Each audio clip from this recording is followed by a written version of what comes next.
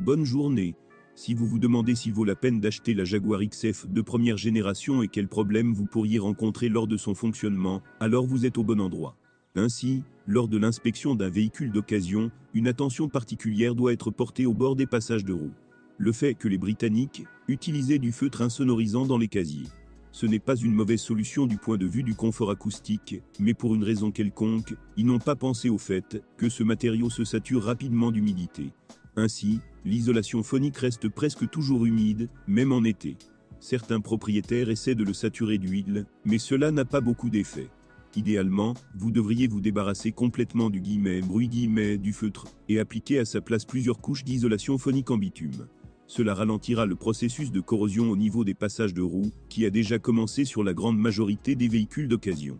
Malheureusement, peu d'acheteurs de Jaguar XF tentent d'inspecter les endroits cachés sous la même isolation phonique en feutre, ou sous des panneaux de protection en plastique. Mais en vain, sous eux se trouvent généralement de nombreuses petites poches de corrosion.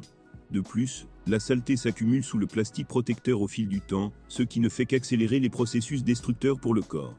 Idéalement, si vous prévoyez de conduire la Jaguar XF pendant une longue période, immédiatement après l'achat, vous devriez retirer tous les accessoires, nettoyer et traiter davantage les zones rouillées. Sinon, à en juger par l'expérience d'exploitation des anciens modèles de la société britannique, il pourrait s'agir de la formation de trous traversants dans la carrosserie et de la nécessité de souder les longerons. En un mot, derrière la beauté extérieure, sur laquelle s'appuient la plupart des vendeurs, ne se cache peut-être pas l'image la plus attrayante. Les optiques avant de la Jaguar XF non seulement deviennent troubles avec le temps, mais développent également des fissures microscopiques le long des bords. Les Verella ne sont pas non plus très durables. En moyenne, ils durent 5 ans, après quoi ils se décolorent sensiblement. Cela semblerait être une petite chose, mais seulement jusqu'à ce que vous deviez acheter de nouvelles optiques. Le prix à payer ne peut pas être qualifié d'humain. Les supports qui maintiennent les pare-chocs avant et arrière sont beaucoup moins chers. Ils peuvent donc être remplacés si nécessaire. Particulièrement souvent, les parenthèses se brisent avec l'arrivée du froid. Une nuance importante, le pare-choc avant de la Jaguar XF contient du câblage et contient pas mal d'éléments en plastique assez fragiles. En cas de dommage, même léger, au pare-choc, bourrage en souffrira inévitablement, c'est pourquoi restaurer la voiture même après un stationnement banal, dans une congère peut coûter très cher. Les propriétaires de Jaguar XF ne sont pas à l'abri de problèmes de serrure de porte. Chaque serrure est équipée d'une paire de moteurs de verrouillage qui commencent à tomber en panne avec l'âge. De plus, les serrures peuvent cesser de fonctionner en raison de câbles d'entraînement trop tendus ou au contraire affaissés. La situation est aggravée par le fait que les ingénieurs ont prévu l'accès à l'intérieur des portes exclusivement par de petites fenêtres. En conséquence, remplacer un moteur en panne prend beaucoup plus de temps que sur la plupart des autres voitures. Dans ce contexte, les joints de porte, qui peuvent s'user avant même un kilométrage de 200 000 km, semblent insignifiants. Extérieurement, l'intérieur de la Jaguar XF est très élégant. Mais derrière les décisions de conception audacieuses se cachent les plastiques intérieurs les plus chers et les défauts d'ajustement des panneaux, les uns aux autres. Peut-être que, comparée aux berlines de classe Golf, la Jaguar XF est impressionnante à l'intérieur, mais la berline britannique est carrément inférieure au même BMW en termes de qualité. Au bout de 180 000 à 200 000 km, la sellerie cuir des sièges devient franchement brillante, et le volant se décolle complètement. De plus, dans ce cas, les versions les plus chères de la Jaguar XF paraîtront encore plus imprésentables. Ils utilisaient du cuir coûteux et délicat, dont les signes d'usure sont encore plus visibles. À une certaine époque, les ingénieurs de Jaguar étaient très fiers des registres du système de ventilation, qui se fermait automatiquement lorsque la voiture était éteinte. Peut-être qu'il fonctionnerait sans problème, mais tôt ou tard, il y aura un conducteur ou un passager qui voudra fermer les volets tout seul, ou, par curiosité, appuyer dessus. En conséquence, les tiges, ou, dans le pire des cas, les moteurs d'entraînement tombent en panne. Heureusement, il est rarement nécessaire de changer l'assemblage du module. Habituellement, vous pouvez vous contenter de remplacer, ou de coller des tiges cassées. Avant d'acheter un exemplaire d'occasion, cela ne fait pas de mal de vérifier les performances des autres puces de la Jaguar XF, celle chargée d'allumer les boutons tactiles, et la rondelle de la transmission automatique, qui commence de plus en plus à se bloquer à mesure que le kilométrage augmente. Les voitures des premières années de production étaient marquées par un problème avec la vanne de l'évaporateur de la climatisation, c'est pourquoi cette dernière refusait de refroidir l'habitacle. Naturellement, le dysfonctionnement était éliminé pendant la période de garantie et n'est pas typique des copies d'occasion. Très probablement, les nouveaux propriétaires devront faire face à des éraflures sur les revêtements du compresseur de climatisation. En moyenne, un compresseur dure environ 200 000 km. Il ne sert à rien de retarder le remplacement. Sinon, le système sera obstrué par des produits d'usure et nécessitera un démontage complet et un nettoyage approfondi ultérieur. Un seul bus de données et de nombreux blocs, dont chacun est responsable d'un nœud distinct. Mieux vaut ne pas laisser les amateurs se lancer dans l'électrique de la Jaguar XF. Vous pouvez confier l'installation d'un nouveau système multimédia et d'autres équipements uniquement à des électriciens directement spécialisés dans les voitures de fabrication britannique et connaissant toutes leurs fonctionnalités. Idéalement, il vaut mieux en chercher une copie dans la configuration d'usine. D'ailleurs, presque toutes les Jaguar XF sont au départ très bien équipées. Le bloc de distribution actuel CJB, que les Jaguars ont reçu de Ford, peut causer beaucoup de problèmes. Le bloc est constamment rempli d'eau, qui s'écoule d'un film mal posé allant au moteur du lave-glace. Premièrement, à cause de cela, le système de climatisation tombe en panne, et un peu plus tard, l'unité elle-même tombe en panne. De plus, l'unité CBJ, qui a commencé à être installée sur la berline britannique après la mise à jour, perd son firmware en raison de surtension. En conséquence, la voiture ne démarre plus du tout. Pour garantir que cela se produise aussi rarement que possible, vous devez surveiller attentivement les performances de la batterie et du générateur. Il est préférable de changer une batterie à plat au préalable. Malheureusement, tout problème avec l'unité CBJ se termine par son remplacement. Même le service de marque Jaguar ne sera pas en mesure de restaurer correctement le micrologiciel en panne. De plus, le bloc CBJ est officiellement modifié, ainsi que le bloc de distribution de puissance arrière. Et tout cela à cause d'une banale surtension ou d'une douzaine de gouttes coulant du fil infortuné. Vous ne pouvez rien faire contre un bloc inondé d'eau. Mais les artisans se battent toujours contre le firmware cassé. Très souvent, lors de réparations « populaires », seul l'ensemble défectueux est remplacé. Cela vous permet d'économiser de l'argent, même si le coût du remplacement s'avère de toute façon assez élevé. En dernier recours, s'il n'y a tout simplement pas d'argent pour des réparations sérieuses, vous pouvez utiliser un logiciel standard pour relier l'unité défectueuse. Dans ce cas, l'appareil fonctionnera jusqu'à ce que la batterie soit déchargée, après quoi la voiture refusera de redémarrer. Ce n'est pas pour rien que les cueilleurs expérimentés, lorsqu'ils recherchent une Jaguar XF adaptée, retirent toujours la borne de la batterie et coupent l'alimentation de la voiture, après quoi ils essaient de la redémarrer. Ils doivent également retirer la garniture de bas de caisse située au pied du passager avant. En dessous se trouve le bloc CJB. S'il y a des traces d'humidité sur le bloc, il faudra bientôt le remplacer. Ceci est également pleinement vrai si des traces d'oxyde sont détectées à l'intérieur du bloc. À propos, de tels problèmes sont typiques non seulement de la Jaguar XF, mais également de la Ford Mondeo de 4e génération, ainsi que de la 3e FOQ. Ce n'est pas pour rien que de nombreux propriétaires d'une berline britannique recherchent souvent des électriciens dans les services Ford. La plupart des Jaguar XF présentés sur notre marché secondaire ont un moteur essence de 3 litres sous le capot. Il existe de nombreux exemples, avec le groupe motopropulseur 2.0 EcoBoost, qui a commencé à être installé sur la berline britannique après restylage. Étonnamment, parmi les Jaguar XF d'occasion, on trouve également occasionnellement des modifications diesel, bien que seule, la version de 275 chevaux ait été officiellement vendue dans notre pays. Les amateurs de conduite très rapide devraient rechercher une modification avec un V8.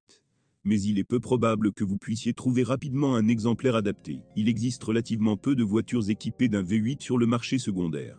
Un problème courant avec toutes les Jaguar XF, quel que soit le type et la taille du moteur, est la mauvaise qualité des radiateurs du système de refroidissement.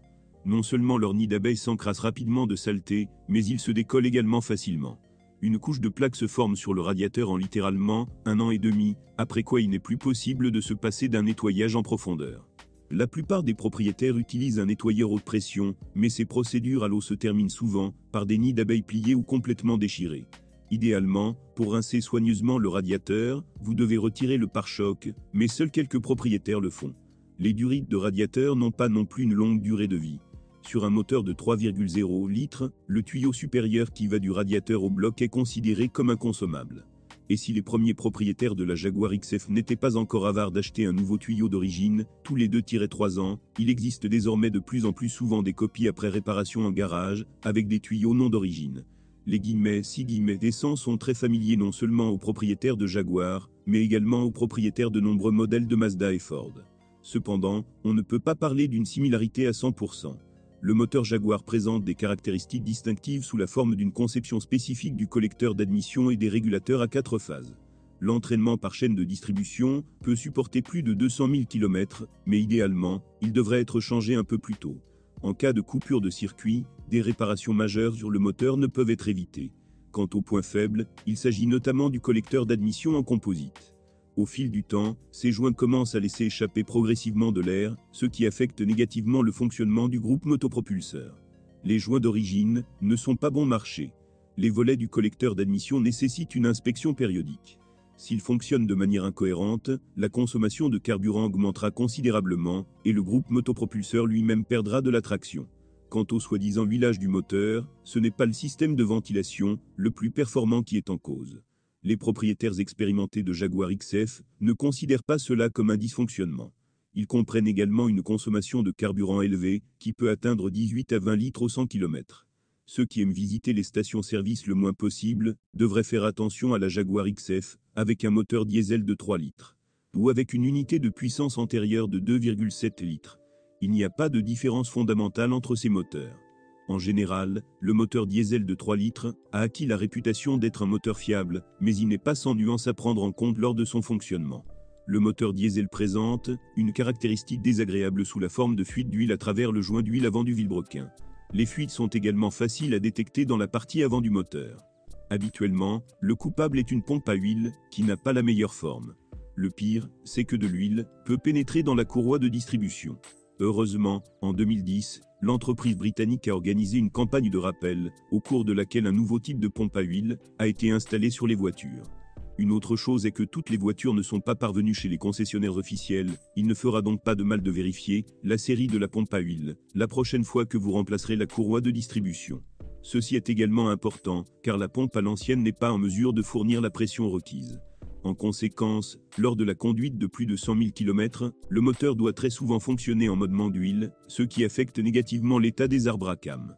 Les fuites d'huile au niveau des couvre-culasses et du carrossage sont le signe certain, soit d'un manque d'huile, soit d'une surchauffe du moteur. Malheureusement, le manque d'huile réduit considérablement la durée de vie des chemises de vilebrequin. Les propriétaires de Jaguar XF trouvent régulièrement de l'huile sur la turbine. Cependant, dans ce cas, il n'est pas nécessaire de préparer le remplacement de la turbine. Vous devez plutôt faire attention au système de ventilation du carter, qui s'est probablement détérioré dans son travail. À propos, de nombreux moteurs diesel ont déjà subi des réparations majeures. Dans ce cas, il est extrêmement rare de parler de qualité idéale des réparations, de tels cas doivent donc être abandonnés. Les autres sont des problèmes typiques de toutes les unités diesel. Après une course de 150 000 km, les injecteurs piézoélectriques nécessiteront une attention accrue. Ils sont extrêmement sensibles à la surchauffe, ce qui est particulièrement important compte tenu du mauvais système de refroidissement du moteur. Un autre problème est que la vanne EGR et les turbines sont obstruées par de la suie. Le collecteur d'admission se bouche également assez rapidement, après quoi le plastique qui le compose se fissure. La berline britannique partageait le moteur essence 2.0 EcoBoost avec les voitures Mazda et Ford. Il n'y a aucune plainte concernant l'efficacité et le coût de l'entretien de ce moteur. On ne peut pas en dire autant de la ressource. Malheureusement, pour une puissance élevée de 240 chevaux, extraite d'un volume pas très important, j'ai dû payer des exigences extrêmes en matière de qualité du carburant, de viscosité de l'huile et de conditions de température de fonctionnement. Seuls les propriétaires qui préfèrent une conduite mesurée surveillent scrupuleusement la propreté des radiateurs et sont prêts à dépenser de l'argent pour de l'essence de qualité 98 peuvent compter sur une longue durée de vie. Un mauvais carburant ou une légère surchauffe entraîne immédiatement une détonation, fatale au piston léger. Bien sûr, dans une certaine mesure, le soi-disant contrôle de détonation devrait vous éviter ces problèmes, mais le fait est que sur les voitures sorties en 2012 à 2013, une erreur a été commise dans le firmware. En d'autres termes, le contrôle des cognements n'a pas bien fonctionné. Bien entendu, les Jaguars ont mis à jour le firmware, mais il n'y a eu aucun rappel officiel à ce sujet. En conséquence, de nombreux propriétaires ne se sont jamais rendus chez les concessionnaires. Cependant, même en tenant compte du logiciel réécrit, le moteur 2.0 EcoBoost restait toujours extrêmement exigeant en termes de qualité de carburant et de qualité d'huile. Le groupe motopropulseur V8 de 4,2 litres est disponible en version à aspiration naturelle, série AJ34, et à compresseur, série AJ34S. Structurellement, les deux modifications du moteur ne diffèrent que par le module compresseur, situé dans le carrossage du bloc cylindre. Naturellement, la conception légèrement plus complexe de la version à compresseur implique davantage de problèmes et une maintenance plus coûteuse. Bien qu'en général, le moteur de 4,2 litres soit considéré comme très fiable, même si des problèmes d'étanchéité à l'admission en sont également typiques. Quant à la durée de vie des chaînes de distribution, elles peuvent facilement supporter 150 à 200 000 km. Le V8 de 5,0 litres n'a rien de commun avec le moteur de 4,2 litres. Il s'agit d'un moteur d'une nouvelle famille, initialement développé en tenant compte de l'installation de la suralimentation. Le groupe motopropulseur sonne bien et plaît aux oreilles de ceux qui sont assis dans la voiture, avec un limbago incroyable lors du relâchement de l'accélérateur et du rétrogradage, mais il faut payer pour le plaisir, avec une faible durée de vie des catalyseurs. Ils ne peuvent même pas supporter 100 000 km. De plus, le V8 de 5 litres fonctionne constamment au bord de la détonation, ce qui entraîne un grillage rapide des pistons et des joints de culasse. Notre essence 95, qui n'est pas de la plus haute qualité, contribue également à cet événement. D'autre part, le V8 de 5,0 litres dispose d'un système de refroidissement très sophistiqué, ce qui lui permet de faire face à des charges élevées avec brio. En conséquence, avec un fonctionnement correct et un entretien opportun, la durée de vie du groupe de pistons peut atteindre 300 à 350 000 km. Réalisant qu'il ne serait pas facile pour la Jaguar XF de rivaliser avec le Premium allemand, ses créateurs ne pouvaient ignorer la nécessité de le faire. Avoir une modification à traction intégrale de la berline. Cependant, la version à transmission intégrale n'est apparue qu'après le restylage et n'a été combinée qu'avec un groupe motopropulseur à compresseur de 3 litres. Le résultat logique est que pour 10 Jaguar XF à propulsion arrière classique, il n'y a qu'une seule transmission intégrale. Il semblerait que, compte tenu de l'expérience des ingénieurs de Jaguar, il ne devrait y avoir aucun problème avec la transmission à propulsion arrière, mais c'est le contraire qui s'est produit. Même le composant mécanique présente des problèmes. Le principal point faible est la boîte de vitesse arrière. Après de nombreuses plaintes concernant des fuites des joints d'entraînement, l'entreprise britannique a même dû organiser une société de rappel. Même sur les voitures dont la boîte de vitesse arrière a été remplacée dans le cadre de réparation sous garantie, après un parcours de 150 000 km, des fuites se font encore sentir. Les propriétaires qui ne se sont jamais rendus chez les concessionnaires officiels Jaguar ont probablement conduit jusqu'à ce qu'il ne reste plus d'huile dans la boîte de vitesse. Malheureusement, dès que le niveau d'huile descend à un niveau critique, il s'agit d'une surchauffe et d'une éjection d'huile, ce qui entraîne la mort de la paire principale. Bien sûr, de nombreux propriétaires de Jaguar XF, connaissant ce problème, ajoutent de temps en temps de l'huile dans la boîte de vitesse, mais ce n'est rien de plus qu'une demi-mesure. On ne peut que deviner avec quelle rapidité le fluide de travail a été mis à jour lors de l'achat d'un exemplaire d'occasion. À cet égard, la modification avec un compresseur essence 8 semble avantageuse. Il utilise une boîte de vitesse différente avec laquelle il n'y a aucun problème. Le soufflet du joint homocinétique extérieur est également considéré comme un point faible, dont la partie extérieure se laisse facilement sans lubrification. Dans les versions à transmission intégrale, les Britanniques ont utilisé une boîte de transfert Mania, que l'on retrouve également sur les premières versions de BMW avec le système X-Drive. Les problèmes de boîte de transfert sont connus depuis longtemps. Cela comprend l'usure des engrenages, l'usure de l'embrayage et un mécanisme de cam à billes de blocage. Mais en général, même malgré un certain nombre de défauts typiques, la boîte de transfert Mania est considérée comme un bon mécanisme. À condition de changer l'huile tous les 50 000 km, elle durera jusqu'à 200 000 km sans aucun problème. Vous devez être préparé à l'avance au fait que l'original n'est pas bon marché. Si le problème financier est très aigu, vous pouvez rechercher des huiles plus abordables qui seront compatibles avec la boîte de transfert BMW. Selon le moteur et l'année de fabrication, la Jaguar XF était équipée de transmissions automatiques ZF de différentes séries. La transmission ZF CRP26, qui a également été installée sur le crossover BMW X3 de génération E83, s'est avérée n'être pas la plus réussie. Structurellement, cette transmission automatique à 6 rapports est très complexe, ce qui affecte évidemment sa fiabilité. En raison de l'algorithme de fonctionnement initialement défini de la boîte, l'embrayage de pontage du convertisseur de couple s'use très rapidement, ce qui affecte immédiatement la pureté du fluide de travail. L'unité hydraulique et la pompe en souffrent grandement. Et comme ZF n'a pas officiellement réduit les intervalles d'entretien de la transmission, il n'est pas surprenant que sur de nombreuses voitures, à la barre des 100 000 km, la transmission automatique à 6 vitesses soit à bout de souffle. Évidemment, il ne peut être question de première vidange d'huile après un kilométrage de 80 000 km. Afin de prolonger d'une manière ou d'une autre la durée de vie de la transmission, l'huile doit être changée tous les 35 000 à 40 000 km. Cependant, même avec un service d'huile régulier, vous ne pouvez pas vous attendre à ce que la durée de vie de la boîte augmente de manière significative. Le convertisseur de couple s'est d'abord révélé peu fiable, et, en raison de ses vibrations, la bague de la pompe à huile se brise progressivement. La transmission automatique n'est pas exempte de fuite à travers les joints du faisceau. Les Jaguar elles-mêmes en sont en grande partie responsables, car elles ont choisi le mauvais matériau pour les éléments en caoutchouc, mais les défauts de conception de la boîte elle-même ne peuvent être ignorés. Les tubes d'origine du système de refroidissement de la boîte durent au mieux 5 à 6 ans. Il n'est pas surprenant que les artisans spécialisés dans les voitures de marque britannique tentent de sélectionner eux-mêmes des tuyaux plus durables et résistants à la chaleur. Mais cela n'aide pas toujours. La transmission automatique, même dans des modes de fonctionnement relativement doux, chauffe trop. Dans le même temps, vous ne pouvez toujours pas compter sur un système de refroidissement standard et entièrement fonctionnel. Ses capacités à refroidir efficacement la box ne suffisent pas. Dans les versions diesel et les berlines équipées de puissants moteurs V6 et V8, les ingénieurs ont prévu un autre radiateur de refroidissement, mais l'ont placé devant le passage de roue. En conséquence, au bout d'un an, il s'avère complètement obstrué par la saleté et s'avère totalement inutile. De plus, la vanne thermostatique ajoutée au système commence à se bloquer avec le temps, ce qui entraîne une surchauffe de la transmission automatique. Malheureusement, le problème ne se limite pas à la surchauffe et à la contamination rapide de l'huile. En raison des augmentations constantes de la pression d'huile et de la mauvaise qualité des matériaux, les bacs de transmission automatique s'usent très rapidement. Vous pouvez facilement ajouter l'usure de la mécatronique et des solénoïdes à la liste des problèmes. En conséquence, immédiatement après l'achat, il est conseillé de prévoir une somme importante, qui sera tôt ou tard nécessaire, pour réparer la transmission automatique. Dans une version ultérieure de la boîte de vitesse ZF, qui a reçu l'indice IRP28, les problèmes décrits n'ont pas disparu, mais ils se manifestent moins fréquemment, ou avec un kilométrage plus élevé.